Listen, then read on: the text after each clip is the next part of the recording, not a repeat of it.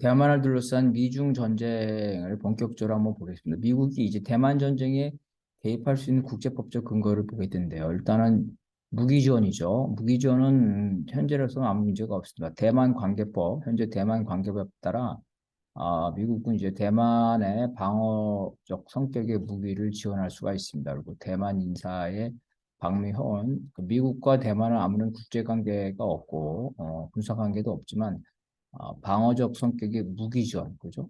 사람, 전투 인력이 아니라 방어적 성격의 무기는 지원할 수가 있습니다. 물론 현재 대만과의 미국 간의 군사 동맹이 없죠. 그러니까 자동 개입 의무는 없습니다. 그래서 중국이 대만을 공격하더라도 현재로서 미국이 개입할 수 있는 국제법적 근거가 없습니다.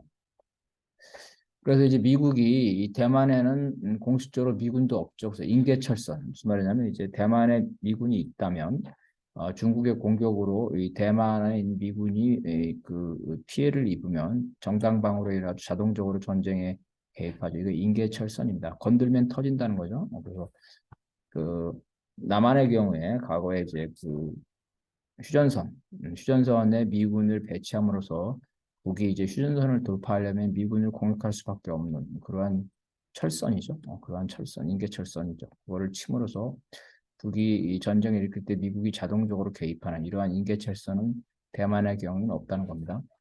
따라서 미군이 직접 대만 전쟁에 개입하려면 미국 대통령이 어, 국회 미국에서 그 전쟁 수권, 그죠? 전쟁에 관한 권한을 승인을 받아야 됩니다. 그런데 아시다시피 이제 그 미국 국회가 대만과의 전쟁이라는 여기서 전쟁은 사실은 거의 전면전에 해당될 텐데 이러한 전쟁 수권을 하기에는 쉽지 않을 거다. 설사 한다 하더라도 많은 세월이 많은 시간이 걸리는 거고 그 시간 동안에 이미 중국은 대만을 실질적으로 점령할 수가 있기 때문에 이러한 전쟁 수권을 통해서 미국이 전쟁에 개입하는 건 현실성이 없습니다. 그러면 미국 입장에서는 전쟁에 즉각적으로 개입할 수 있는 수단이 있어요. 바로 그 수단이 항행의 자유입니다. 따라서 미국이 중국이 이 대만을 공격할 경우에는 미국은 항행의 자유, 죠 항행의 자유라는 것을 내서서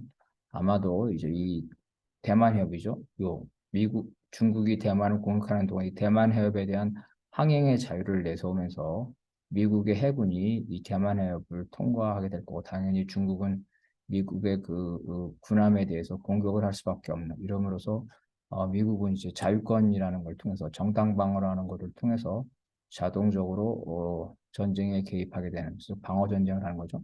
정당 방어. 베트남 전쟁도 마찬가지입니다.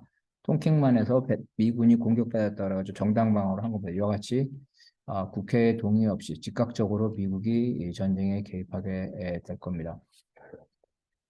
그래서 이제 이 전쟁은 주로 해전이 되겠죠. 그래서 중국의 지대함 미사일. 그러니까 중국은 바로 이제 그 이렇게 되겠죠.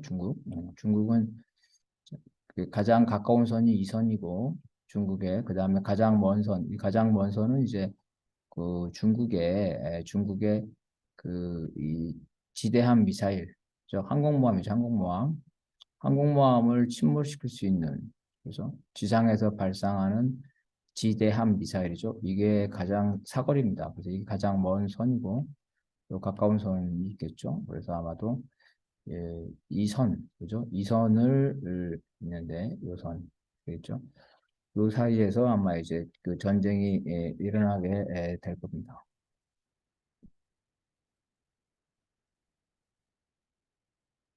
그래서 이제 그 중국은 중국의 연안에 있는 미사일 기지죠. 중국에는 연안에 있는 미사일 기지에서 그 대만은 그죠? 대만을 지원하려는 미국의 항공모함이나 해군에 대해서 공격을 할 것이고 그렇다면 미국은 바로 이 중국 연안의 미사일 기지에 대해서 반격을 하게 될 겁니다. 이럴 때 이제 중국이 과연 연안이 아니라 내륙에 있는 미사일 기지에서 그 미사일을 그 발사할 것인지 이거는 이제 그 미지수인데 어쨌든 미국의 입장에서는 중국의 내륙에 있는 미사일 기지에 확전하는 거는 원치 않는 것으로 이렇게 이제 워게임이 돼 있기 때문에 중국 역시도 아마 그 대만과 가까운 연안에 있는 미사일 기지를 통해서 미국의 항공모함들을 파괴하려고 할 겁니다. 미국은 이제 자신의 항공모함을 파괴하는 걸 방어하기 위해서 미국에 이제 이지스함이 배치가 될 텐데요. 항공모함을 한 대를 파괴하려면 그 주변에 이지스함이 1,000개의 목표물을 감시를 하고 동시에 20개의 목표물에 대해서 요격을 할 수 있기 때문에 이 항공모함을 이 침몰하기 위해서는 수많은 미사일, 특히 이제 초음속 미사일과 같은 이러한 수많은 미사일들을 발사를 하게 될 것이고, 미국이 결국은 그 방어를 하겠지만 결국은 항공모함을 침몰을 될 수밖에 없다. 이렇게 볼 수 있겠습니다. 그래서 기술적으로 요격 확률은 그 하나의 그 미사일을 발사할 때 요격 미사일을 2개를 발사할 경우에는 그 요격 성공률이 90%라고 합니다. 그렇지만 이건 하나의 계산에 불과한 거고 초음속 유도 미사일이라든가 회피기동 미사일을 여러 발을 동시에 발사했을 때 항공모함은 결국은 침몰될 가능성이 높다고 볼 수가 있습니다. 미국의 입장에서도 이제 그 중국의 연안 미사일 기지에 대해서 공격을 하는데 당연히 이제 항공모함이라든가 이런 데서 공격을 하겠죠. 왜냐하면은 기지에서 한다면 육지에서 뭐 일본이라든지 괌이라든지 이런 데 한다면 바로 중국의 보복 공격을 받기 때문에 1차적으로는 함대에서 그죠? 항공모함이나 이런 데서 구축함이나 이런 데서 이제 중국의 연안 기지에 미사일을 발사하게 될 것이고 그런데 미국의 항공모함이나 구축함이 파괴됐을 때는 배에서 더 이상 그 지사일을 발사하지 못할 경우에는 이제 괌이나 또뭐 주일 미군 기지나 이런 데서 지상에서 미사일을 발사하게 될 때 그렇기 때문에 이제 괌과 같은 기지도 결국은 이제 그 중국의 그 지대지 미사일의 공격에 그 노출이 될 수밖에 없는 이런 상황이 되게 됩니다. 그래서 첫 번째는 이제 그 항공모함과 같이 그 해군에 관한 그 될 거고 두 번째는 포격전이 될 거다. 폭격전. 미국의 입장에서는 이제 그 미사일에 대한 공격 이후에도 중국 연안에 대한 그 폭격을 고려할 거고 중국의 입장에서는 괌이나 주일 미군 기지 등 미군 기지에 대한 폭격을 시도를 하게 될 것 같습니다. 그래서 나가서 이제 육전을 보게 되면은 이제 중국 연안에 의해서 중국 연안에 대한 미국의 폭격이 있을 거고 미사일이나 이제 그 전투기에 의한 폭격이 있을 거고 아마 여기에서는 이제 그 전략적 전략 자산이죠. 미국의 전략 자산을 통해서 비행기가 전략 폭격기가 아마 중국의 미사일 사정거리 바깥에 있으면서 거기서 이제 그 미국 연안을 미사일로 폭격하는 이러한 걸 하겠지만 역시 이제 중국도 이거에 대해서 대응을 할 겁니다. 미국의 이제 미군 기지죠. 그래서 괌 일본의 미군 기지는 폭격당하는 게 기정사실로 되고 이에 대해서 일본의 자위대가 참전할 것이냐는 선택적이다는 거죠. 또 일본이 폭격하는 거는 일본의 미군 기지가 폭격되는 거는 이거는 기정사실인데 그렇다고 해서 일본의 자위대 특히 해군이 참전할 것이냐는 이거는 선택적이다. 어쨌든 일본은 전국적인 병참 기지로서 역할을 하기 때문에 중국의 공격 대상이 될 수밖에 없습니다.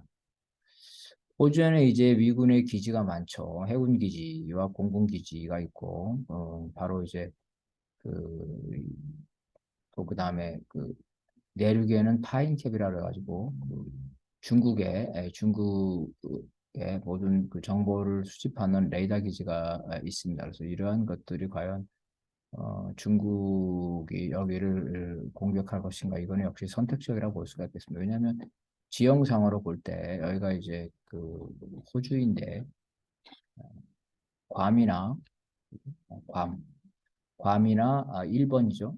어, 괌이나 일본의 자원 혹은 남한의 자원을 통해서도 이러한 중국과의 전쟁 수행이 가능하기 때문에 호주에 대해서는 이제 기지로서는 그죠? 미군의 기지로서는 사용되겠지만 아마 직접적인 그 폭격 대상 그죠? 직접적으로 전쟁에 그 연루될지는 그건 이제 미지수다. 어쨌든 후방 병창 기지의 역할은 할 것으로 보인다는 겁니다. 한국의 경우에는 이제 그 군산이라든가 오산에 미군 기지가 있고 여기서 분명히 이 기지를 제공할 것이고 특히 제주, 그죠? 제주는 아주 그 가깝죠. 이 제주는 아주 가깝기 때문에 여기에 그 미국 해군의 주력 함정들이 여기를 이용할 가능성이 높다는 거죠. 그럴 경우에는 이 제주가 이 제주에 대한 중국의 공격이 예상될 수가 있겠습니다. 필리핀에서는 이제 그 미군의 군사기지가 4곳 정도가 사용할 것으로 예상되고 있고 루소인 공군기지 등이 있지만 이제 필리핀과 미국은 이 군사동맹이 있는 것이 아니기 때문에 이러한 군사기지를 중국에 대한 공격기지로 바로 사용할 것인가는 그거는 필리핀의 허락이 없으면 쉽지 않을 것 같은데 필리핀의 경우에는 아마도 중립을 지킬 것이다는 거죠. 그래서 한국이나 호주나 일본의 경우에는 동맹 관계지만 필리핀은 동맹 관계가 아니기 때문에 그 직접적으로 전쟁에 연루되지 않을 거라는 게 이제 에, 워게임의 어떤 기본 전제입니다. 그리고 이제 대만에 대해서는 이제 그 미국이 이 공수부대를 침투를 하려고 노력할 겁니다. 대규모 미군에 의한 수송함의 경우는 중국의 그 미사일에 노출되기 때문에 쉽지 않을 거다. 그래서 결국은 그죠? 바다에서 전쟁이지 육지로의 전쟁은 쉽지 않을 거다. 그럼에도 불구하고 미군이 소규모의 공수부대들이 그 대만에 침투를 해서 중국의 공수부대들과 대만에서 이제 그 육지전이죠. 육지전쟁을 할 가능성도 있다. 사이버 전쟁은 이제 지휘나 통신 분야를 무력화하는 거기 때문에 사실은 이제 전면적 수준에서 사이버 전쟁이 일어날 것으로 볼 수가 있겠습니다. 그래서 이것들이 이제 중국이 해군력을 밀집시키는 그 선입니다. 그래서 제1선이죠. 제1선이고 이거는 이제 대만을 그 포위, 그죠? 대만에 대한 접근을 막는 것들을 말하는 거. 이거는 아까 말한 것처럼 그 중국이 연안에서 발사해서 항공모함 등 함정을 격추할 수 있는 겁니다. 그래서 이선 바깥에 있는 항공모함, 미국의 항공모함이나 해군들은 상대적으로 그 중국의 공격에 피할 수가 있지만 이 선 안으로 들어갈 때는 중국의 공격을 받기 때문에 아마 여기서 아마 주로 전쟁 해군전이 이루어질 것으로 이렇게 그 예상이 됩니다. 중국 해군의 작전 변경이 되는 거죠. 이렇게 봤을 때 일본과 이 남한, 그죠? 남한의 경우에 이러한 경우에 적극적으로 전쟁에 개입될 가능성이 매우 높다는 겁니다.